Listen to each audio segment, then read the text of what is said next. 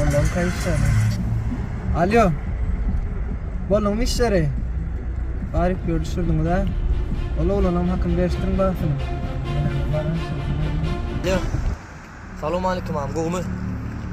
Ağam bana sroşki üçün ma pulera çıkkam senden. Oğulçum yaranok. Pul kulu ömete şu an.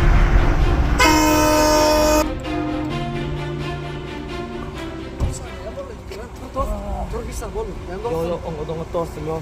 Geçireyim de. Günah ne dostum.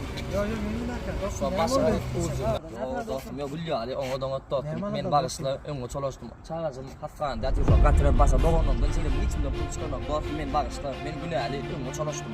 Dostum bağdaydı. Gelirim dostum. Benle mesela. Ne farkı öyle dost. Hoş bulan. Ben aklıyorum. Ağam sen bu yaşlılığını hiç hayattan çıkarman ağam. Ey Allah'ın dostlarıma görkezme yamanlığı Şol acını çekenimde çekeyin yekeli Bana asla gerek derler dünyanın baylık beyliği Dostsuz yürüp derler şun dost kalksın elimi Bana asla gerek derler dünyanın baylık beyliği Dostsuz yürüp derler şun dost kalksın elimi Yürü